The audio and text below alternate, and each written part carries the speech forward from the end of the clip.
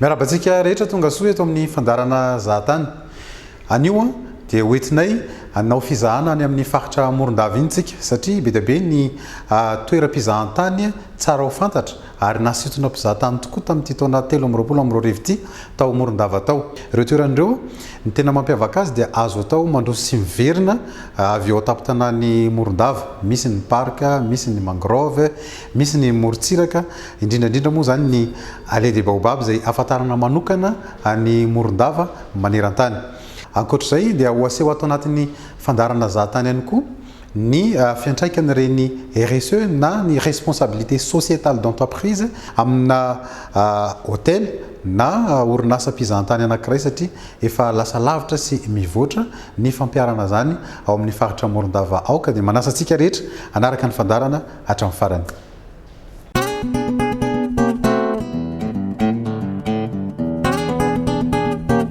Tanàna ifananana ny lazany hatramin'ny taon-jato fahafito amby folo tany ho any tato amin'ny ilany andrefan'ny Madagasikara i Morondava noho izy manana seranana natanjaka tato amin'ny faridranomasin'ny Canal de Madagascar na Canal de Mozambique. Ny sera takalo sy varotra tato ny vahiny avy amin'ny firenena maro, ny arabo, ny indiana, ny afrikana, ny portugais, ny hollandais, ny anglais, ny grika, ny sinoa ary ny français. Talohan'ny taon-jato fahavalo amby folo zany dia efa nanana fifandraisana matotra tamin'ireo firenendehibe matanjaka ny ivelany ny fanjakana nisy tato Menabe sy ny fehany nosy miandroky raha izay no fiantso ny tanàny Morondava talohan'ny taon-jato fahasivy amby folo. Voalaza fa ny seranana teto Lovobe nanomboka tamin'ny fanjakany Indrenday fotsy 10/20 5/20 no nitaran'ny tanàny Morondava haingana sy nampitombony mponina. Nalaza tamin'ny takalo olona, omby, vary sy vokatra hafa ary nankibony tany atakalo entana, lamba, vanda sy basy tamin'ny mpiatsambo vahiny. Arabo sy compagnie des Indes no tena ny fianaresarana arabarotra tamin'ny vahiny tamin'izany. Mbola betsaka ireo dindona na vestige sy endri-trano manamarina ny tanjaky ny fiarahamonina sy fisokafan'ny Morondava tamin'ny firenena vahiny maro talohan'ny taon-jato fahavalo amby folo ka betsaka ny mpikaroka tantara, historien sy fiarahamonina fahagola, anthropologue no lina handinika ny tanàny Morondava. Tompontany ny kolontsaina sakalava sy vezo, fambolena sy jony no fotom-pivelomany ankamaroan'ny mponina mahatratra hatramin'ny 7 alina eto an-toerana. Nandritra ny Repoblika voalohany sy faharoa dia mpamatsy vary sy kabaro miampy volo-fanondrana maromaro tany Afrika Atsimo, La Réunion sy nosy manodidina ny Madagasikara i Morondava ka nisokajiana azy ho isan'ny faritra manana tanjaka ara-toekarena eto Madagasikara. Ankilany ny tosika ara-toekarena entiny fizahantany hatramin'izay. Morondava dia iray amin'ireo tanàn-dehibe tsy fahita firy amoron-dranomasina eto Madagasikara, na ville totalement pied dans l'eau. Midadasika amampolo kilometatra maro ny torapasiny, misy nosy kely azo tsidihana sy fonena ny mponina manodidina azy. Manana faritra rovana maromaro manodidina azy i Morondava noho ny fisian'ireo karazan-javaboary tsy hita n'aiza n'aiza fa zanatany eto amin'ny faritra na endémique. Kirindi Forest, atiala mora ahitana fosa na Cryptoproctaferox, ilay biby ala lehibe na prédateur tokana eto Madagasikara. Camp Amoureux, Menabiantimena, faritra rovana mora ahitana Vositse na rat sauteur géant, Hypogéomysantimena sy gidro kely indrindra eto Madagasikara na Microcebus berté. Site écotourisme communautaire Kivalo, Honkosoa, faritra be ala onko na mangrove azy ijerena karazam-borona mpivoaka atoandro na alina anaty ala mangrove sy karazany gidro mpipetraka anaty ala onko. Afaka mianatra mitondra lakana amin'ny vezo eto Kivalo ny mpizahatany mandritra ny fivahinianany. Ho an'izay manana fandaharam-potoana manohy amin'ny alina dia ny tokantrano eto an-toerana ihany no mpampiantrano. Na Kirindi Forest, na Camp Amoureux Menabiantimena, na Kivalo dia samy manana trano fandraisam-bahiny. Azo atao mandroso sy miverina indray andro miala ny tampon-tanàny Morondava no sady azo ale mandritra ny taona. Ao atsimony Morondava, ao Belo-sur-Mer no misy ny valan-javaboary-pirenena Kirindi Mité, atao adiny 4 amin'ny fiara tsy mataho-dalana na adiny 2 sy sasany amin'ny vedette rapide raha lalana an-dranomasina. Ao avaratra ny Tsinginy Bemara, patrimoine mondial de l'UNESCO voalohany teto Madagasikara, adiny 4 amin'ny fiara tsy mataho-dalana avy eto Morondava fa manomboka misy tour opérateur mamakilay amin'ny lalana an-dranomasina mihazo azy.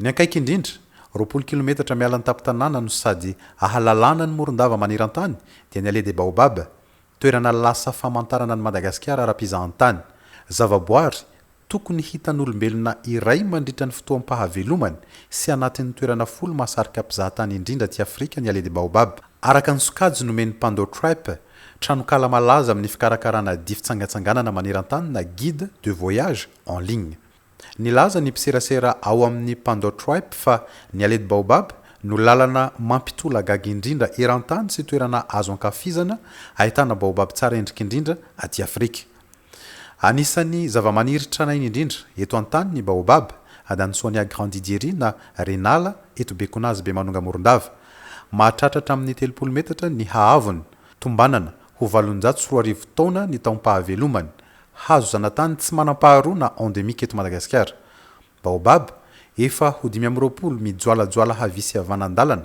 hatramin'ny 900 metatra eto amin'ny lalam-pirenena miazo any Belo amorony Tsiribiny firafitry ny aloky ny baobab tsirairay na amin'izy mitandahatra mifamaly amin'ny lokon-danitra tandrify ny masoandro vao miposaka na hilentikiny no tena mameno ny hakanto sy hatsarana mampalaza ny ale de baobab tranga itomaniny pakasary maneran-tany hatrehiny ny ale de baobab ny toerana anisan'ny be pakasary indrindra eto Madagasikara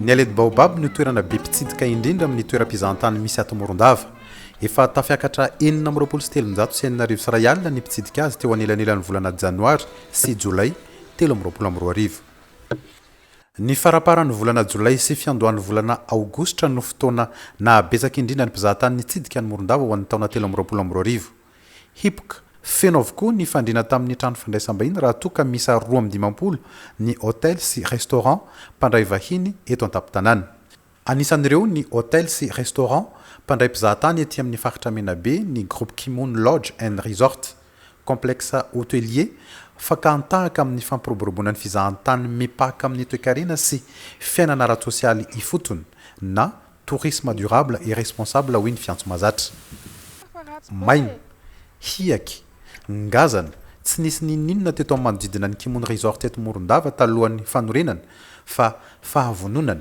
finiavan'ny mpanorona izara tombontsoa azo avy amin'ny fizahantany sy ho modely amin'ny famerenana ny tontolo maitso ampahanaty ala no hevitra nitondrana ny fandraharahany eto ny fidirana amin'ny sitiny Kimoun Resort sy Cap Kimoun dia raha mahitinareo ohatran'ireny bangabanga be daholo ireny ny toerana natongavana teto taloha dia nanomboka ny reboisement ty ny site anaovana reboisement isaky ny vao manomboka amin'ny fotoana ny orana dia manasa ny fianarana misy ONG miara-miasa ihany koa asaina miaraka mamboly anatin'ny tanjona hoe mamboly isan'andro ahafahana hoe aingana be dia mahazo alaala zany ety Kimoun rehefa vao tonga eto amin'ny Kimoun Resort dia mahita ny musée ao zany misy karazana zavatra betabe maneho ny tantarany Madagasikara midadasika amin'ny velarana 3 hektara ny hôtel Kimoun Resort sy Cap Kimoun mitambatra miaraka amin'ny toerana natokana irariavan'ny biby na refuge ato andimaka Ankiridzy be na eto tapitanany Morondava aza no misy ny toerana dia afaka ahitana gidro na varika karazany enina amin'ny 12 misy eto Madagasikara sokatra karazany biby mangatsika rana reptile maro anisan'izany ny bibilava ny dony tanalahy tarondro ary ny vorona zanatany aty amin'ny faritra menabe ito zany misy ny pépinière ny Kimoun Resort sy Cap Kimoun mitambatra ny antony io ahafahana mahazo malokaloka ho an'ny olona mpitsangatsangana voalohany indrindra ho an'ny tontolo iainana koa fa indrindra ho an'ny biby izay mipetraka ato amin'ny refuge misy anay ato ao anatin'ny refuge maha-refuge an'ity toerana ity dia toerana nitsenanay ny biby rehetra zay alain'ny braconnier any amin'ny forêt any dia ny eaux et forêt miara-miasa aminay dia miteny aminay mitondra ny biby marary rehetrarehetra ny biby tadio faty rehetra dia zay rehetrarehetra zay zany no entin'le eaux et forêt aty aminay dia zay miezaka mitsabo an'le biby dia tamin'ny voalohany moa rehefa mitsabo an'le biby dia mila somary tazomina kely izy ahafahana manome sakafo anazy sy ny sisa satria mbola babangona be teto taloha fa ny amin'izao efa mamboly azo zay ahafahandry zareo rehefa sitrana dia miaina ohatrany hoe any amin'ny forêt nisy anazy ihany no fomba fiainany. Dia izay ny fisian'ilay pépinière nijerentsika teo, misy ny arbre fruitier rehetrarehetra izay atao foto-tsakafondry zareo, dia zareo miverina amin'ny fomba fiainany zareo hatramin'ny voalohany hoe mandeha mihaza, mandeha maka ny sakafondry zareo fa tsy mila fahanana. Tsy misy mahasamy hafa ny mijery biby any anaty ala, kirihitra, ny mitady biby hojerena ato amin'ny Kimono Resort noho izy ireo efa navotsitra araka ny fenitry ny fipetranapetraka ny araka tamin'ny solontenan'ny ministeran'ny tontolo iainana sy ministeran'ny fiompiana tamin'ny fotoana nandraisana ny biby avy notezain'olona na tratra tamin'ny mpamony biby tany anaty ala mialohan'ny natongavany tato amin'ny refuge. Samy manana ny toerany fahitana azy, samy manana ny namany sy fotoana lasa voajanahary ivoahany ka mahasarika mpizahatany izy ireo ato amin'ny Kimono Resort.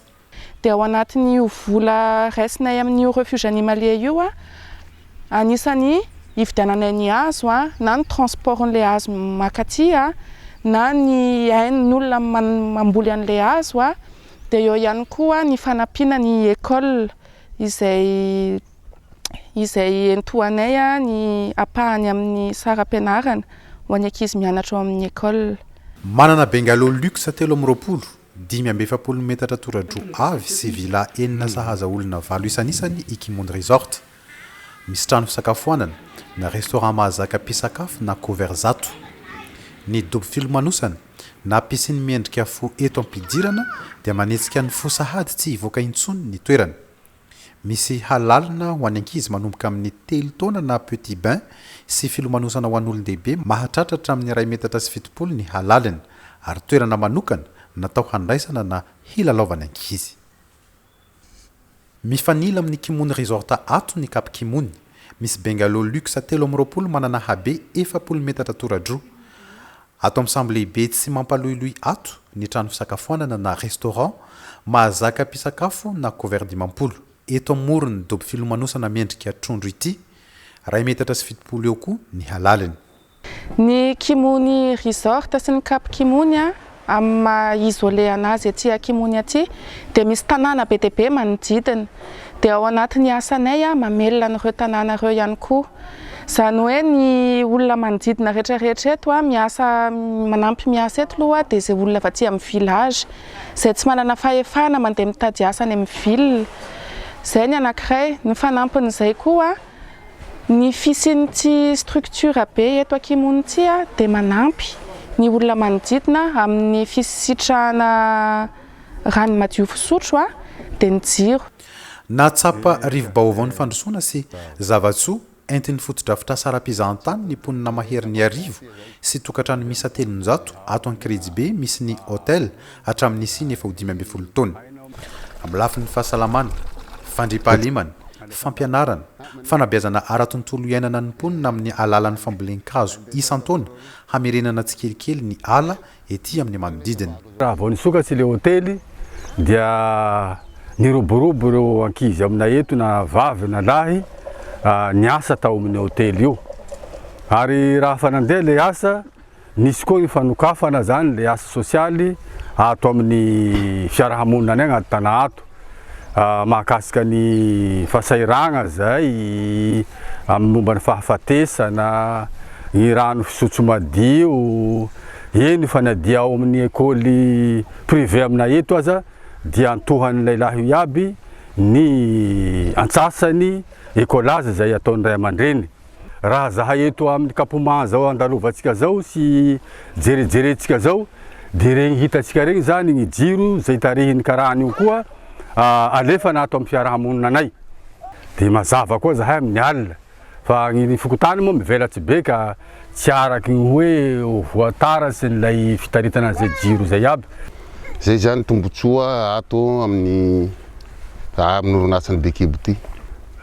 Io tsy misy volana ariary fa omenanay fotsiny fa araka resaky teo regny na amin'ny fahoria regny aza lafa misy zavatra hitaregnana agnaminy na hazo na ino na fandrehitra dia manampy izy ka tsy misy raha andoavanay vola eo, tsy misy tambiny zany.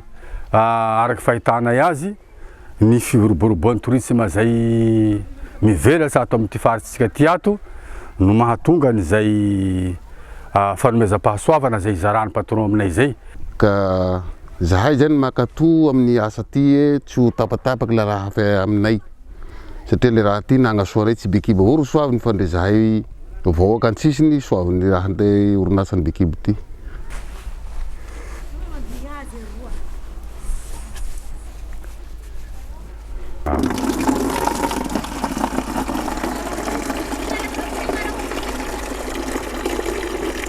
Ity pompinay ty tsisy fitapahany zao, mandeha isanandro ary maromaro zahay zay kapoma maka rano ty eto.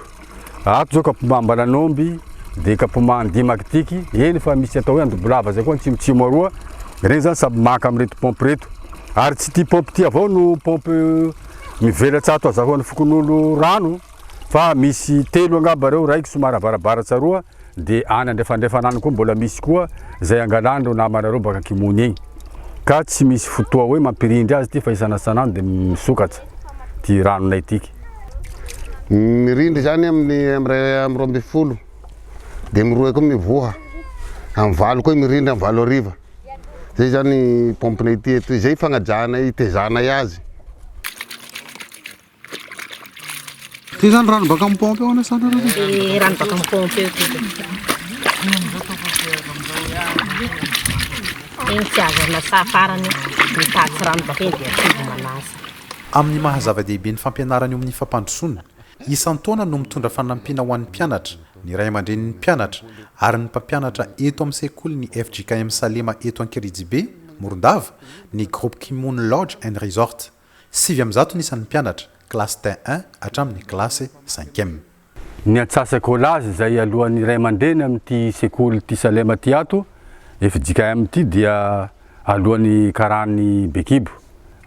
Eo koa ny fitaovam-pianara de mbo manampy avao koa eo an'ny ray aman-dreny koa tahaka ny cahier, stylo, mbo manampy koa izy amin'ny karamany mpampianatra zay miasa amin'ty sekoly ty ato. Resy lahatra amin'ny fambolen-kazo isan-tanàna, tahaka ny fampitsirina hazo lasa atiala eto amin'ny hôtel ny ponina eto Ankerijibe sy Kimony, ka tsy mila fanentanana firy intsony amin'ny fotoana ahafahana mamboly hazo eto amin'ny manodidina ny fokontany isan-taona. Fa etỳ amoron-dranomasina, ny tondra tohany fampiofanana ny ponina zanatany amin'ny fomba fandraisana sy fifaneraserana amin'ny mpizahatany ny groupe Kimony. Noho ny moron-dranomasina Kimony mahasarika mpizahatany kokoa amin'ny moron-dranomasina manodidina ny Morondava tampotanàna. Azo ilomanosana na ilalaovana rano fotsiny mandavataona na amin'ny fotoana mahaavo na mahaiva ny onjan-dranomasina. Misy amin'ny mpitsangatsangana sy ny mpizahatany aza samy laza fa eto ny moron-dranomasina tsy lavitra tampotanàna tsara indrindra eto Madagasikara. Raha mipilasy tena mandravatonga Madagasikara, voalohany aloha zany ny tena tena nahafinaritra anahy amin'ny Ramena, de Goa, de aty zao faharoa ty Kimony, Morondava. Ny fitrandrahana ny tamberina andraikitry ny orinasa na responsabilité sociétale d'entreprise RSE eto amin'ny groupe Kimony dia nitondra tolotra vaovao sy endrika vaovao ny fizahantany eto Morondava hatramin'ny sy ny centre écotouristique du Menabe ato Betely. Ato no toerana na boutique lehibe indrindra mora ahitana mari-pahatsiarovana ho an'ny mpizahatany mandalo eto Morondava sy ato amin'ny faritra Menabe. Mari-pahatsiarovana na souvenir anamariana ny fandalovan'ny mpizahatany teto Morondava na teto Madagasikara, fa misy natokana ho an'ny haingon-trano na haingon'ny toeram-piasana, fitafiana, menaka, confiture, rhum arrangé de Madagasikara hatramin'ny hanitra sy fangaron-tsakafo. Vokatra avy eto amin'ny faritra Menabe ny ankamaroany, fa hitato avokoa ny mari-pahatsiarovana mampiavaka ny faritra tsirairay eto Madagasikara. Milaza ny mpizahatany fa ato amin'ny boutique ny centre écotouristique du Menabe ihany de fa mahatety ny lafo valiny Madagasikara. Tsy manao selfie fotsiny ny mpizahatany rehefa manao fizahana mivantana ato, fa omena alalana manandrana manamboatra miaraka amin'ny mpanao asa tanana ato mihitsy mandritra ny fitsidiany. Ity centre ity dia centre écotouristique du Menabe. Maro ny zavatra créena ato. Fa tena tandrona amin'ity centre ity zany itsinjovana ny vehivavy marefo eto amin'ny Menabe. Indrindra fa vehivavy manana fahasembanana miara-miasa ato aminay. Voalohany indrindra hiditra ato amin'ny artisanat tsika zao amin'ity toerana ity. De ity artisanat ity maro ny branchement ato amin'ny artisanat. Misy ato ny recyclage de misy ato ny corne. ny zavatra vita amin'ny corne de zebus, dia misy ato koa ny vannerie vita amin'ny crochet, dia misy ato koa ny broderie, dia maro koa ny branchement amin'ny sculpture de bois ao amin'ny baobab dia sikotra maro isan-karazany. Ny ato amin'ny broderie zany dia reto ny resako tamin'ny voalohany teo hoe le vehivavy manana fahasembanana amin'le fitenenana verbalement, dia ireo zany manana amin'le resaka baiko tanana no tena imasoan'ireo. Inona io zaitra ataonao zany amin'izao? Manao petako feony, nappe de table, 20 andro mavita nappe de table iray, miaraka amin'ny serviette 12. Tena faly be hono izy raha zany hoe mbo hitan'ny olona hafa ankoatra amin'ny malagasy koa ny asa tanana. Zaitra amin'ny masinin-damba, lambalandy, rafia, asa rary vita amin'ny tanana dia hita ato amin'ny centre écotouristique du Menabe avokoa. Ankoatra ny vehivavy dia noraisina hanana asa ara-dalàna hiantoka ny fivelomany ato ireo mpahay sikotra teny amoron-dalana. I baobab zao vita amin'ny hazo handy, ny anaran'le hazo anaovana anazy. Hitantsika eny amin'ny allée des baobab no manao an'ireto zavatra dia reto olona reto zany olona avy any amin'ny allée des baobab no nalaina ny asa ty amin'ny centre. Karamaina isam-bolana dia amena trano zareo dia centre ihany no miantoka an'izay hofa-trano sy ny karamana parement zay dia tsy miala anatin'le karama zany fa le karama isam-bolana apart ery dia ny hofa-trano koa hafa koa. Dia amin'le ato manokana zany tsy dia hoe zahay no manome formation indray izy fa le izy efa don efa nanandreo efa le asandreo mihitsy zany no alaina miasa ty amin'ny centre. Mora arindra ny fotoam-pitsidiana ato amin'ny écotouristique du Menabe noho ny fisian'ny toeram-pisakafoanana efa vonona sy fandraisam-bahiny efa vonona afaka andraisana mpizahatany rehetra avy ivelan'ny Morondava sy eto an-toerana. Misokatra ho an'ny mpizahatr asa na stagiaire mikasika ny restauration sy hôtellerie ny centre. Mianatra ato zareo 2 mois dia mivoaka amin'ny hôtel anay, manana hôtel valo zahay amoahanay azy ireo manao stage mandritry ny 1 mois. Dia avy eo zareo embauché-n'le hôtel any na miverina embauché-na aty aminay. Ato no espace mena masoandro sady centre de formation en hôtellerie du Menabe ihany koa ato aminay dia zahay miasa ato amin'ny espace mena masoandro rehetra mpianatra mivoaka avy amin'ny centre de formation avokoa. Manana salle de réunion zahay, manana restaurant dia manana chambre ihany koa. Olika na circuit touristique vaovao iray eto Morondava ny fitsidiana ny talentan'ny mpahay asa tanana eto amin'ny centre écotouristique du Menabe Betely. Hatramin'ny adiny 2 eo ny faharetan'ny fitsidiana fa arakaraka ny fandaharam-potoana ny mpizahatany. Tapitra ny fandarana zahatany androany isaorana ianao nanaraka izany hatramin'ny farany isaorana ihany koa ireo niara nanototosa taminay ny fandarana. Enoko fa nitondra zava-baovao sy fahalalana ho antsika ireny fanadihadiana teo ireny. Amin'ny manaraka dia zava-baovao hafa indray noentina eto amin'ny fandarana. Manome fotoana antsika rehetra amin'ny manaraka indray. Veloma tompoko.